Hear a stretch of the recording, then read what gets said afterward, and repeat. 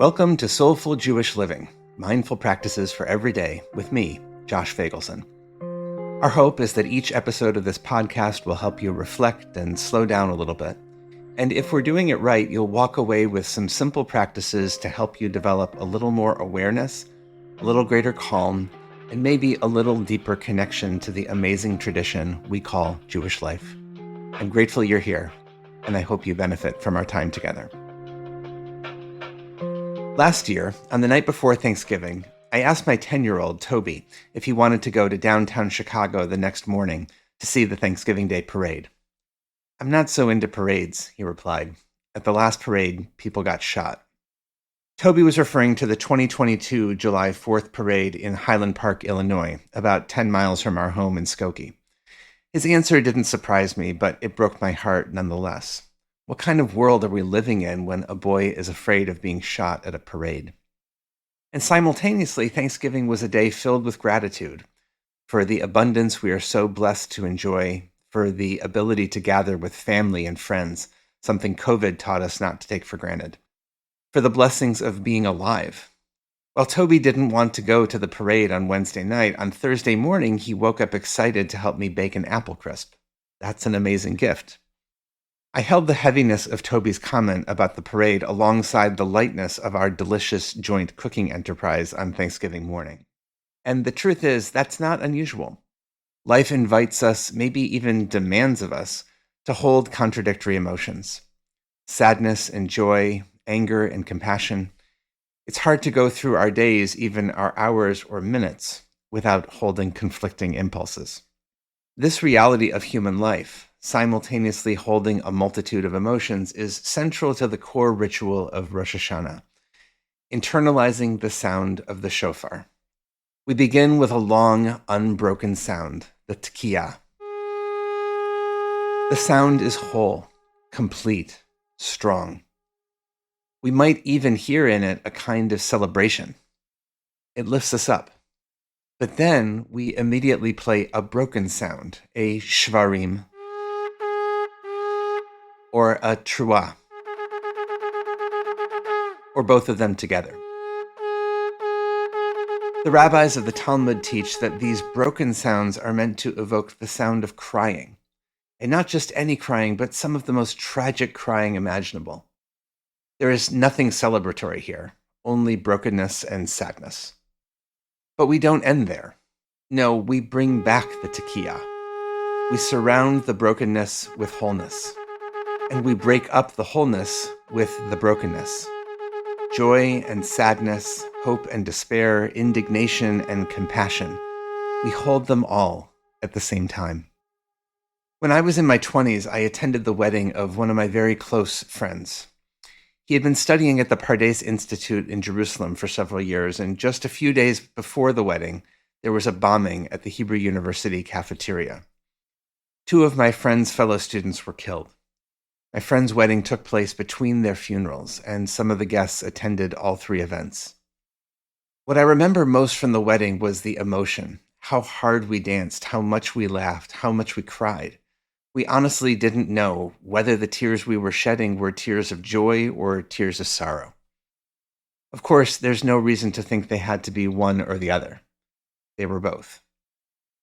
I hope and pray never to experience that kind of profound pain again. Yet I've also lived enough to know that there will be really hard, painful moments. There will be sadness, there will be grief, and there will be joy too. There will be wholeness alongside the brokenness. There will be tekiah moments, and there will be shvarim truah moments. If life imitates art, then the shofar ritual is simply holding up a mirror to the truth of our lives. We started this journey 7 weeks ago, with the 9th of Av, a day of sadness and brokenness. Since then, we've been building up to this day, Rosh Hashanah. And now that we're here, it turns out that the point is not simply to replace the sadness with happiness. No, the invitation of the shofar on Rosh Hashanah is more honest and, I think, more fully human. To acknowledge the sadness and the happiness, the brokenness and the wholeness. Our Jewish mindfulness practice this week, then, is to listen to the shofar, to really listen. To do that, Here's a short meditation practice. If you'll be in a place where you can hear a live shofar blast, a synagogue, or someplace else, you might do this for a few minutes leading up to it. And if not, it's still a good practice to do. Begin by sitting upright. Take a good, deep breath.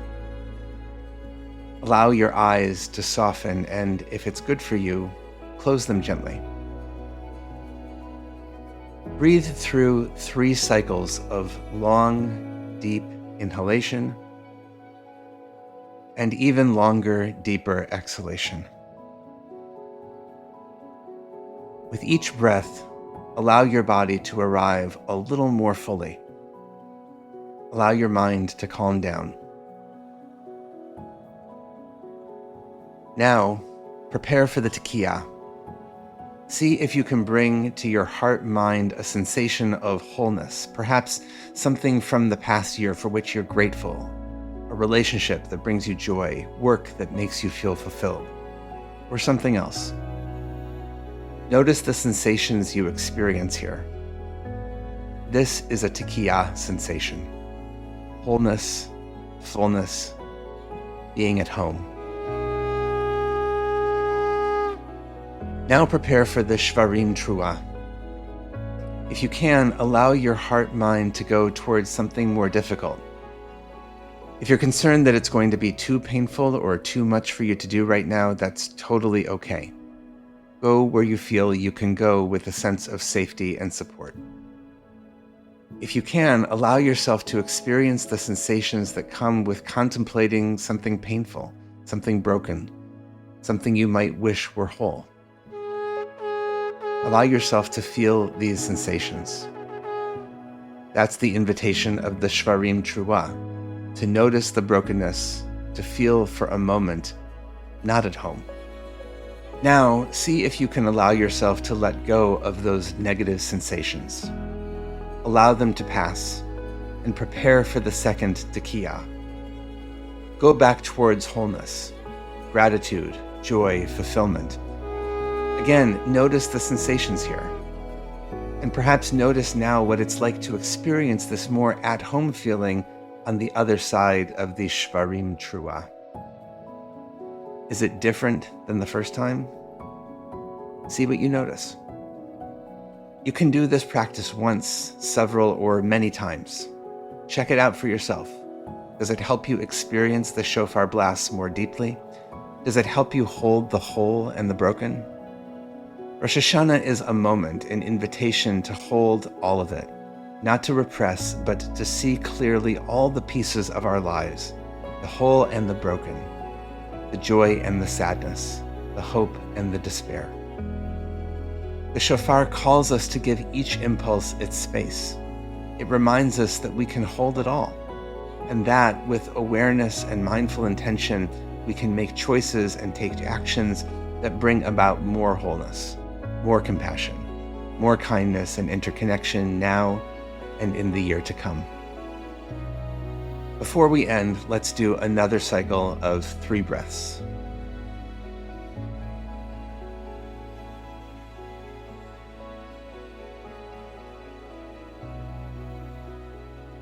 And now, if your eyes were closed, I invite you to open them.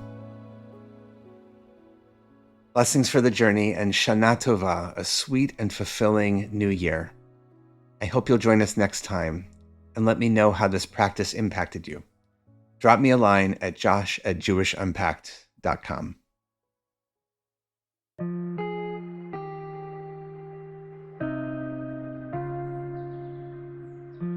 Thank you for joining us for Soulful Jewish Living, Mindful Practices for Every Day, a production of Unpacked, a division of Open Door Media, and the Institute for Jewish Spirituality.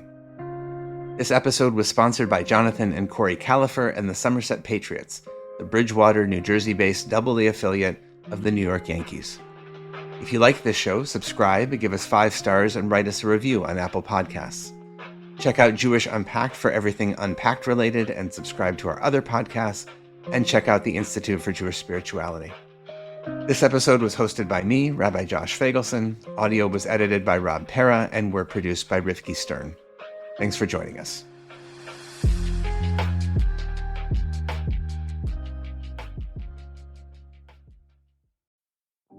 Hi, everyone. I know a lot of us are feeling overwhelmed these days, so I want to tell you about a fantastic opportunity at the Institute for Jewish Spirituality.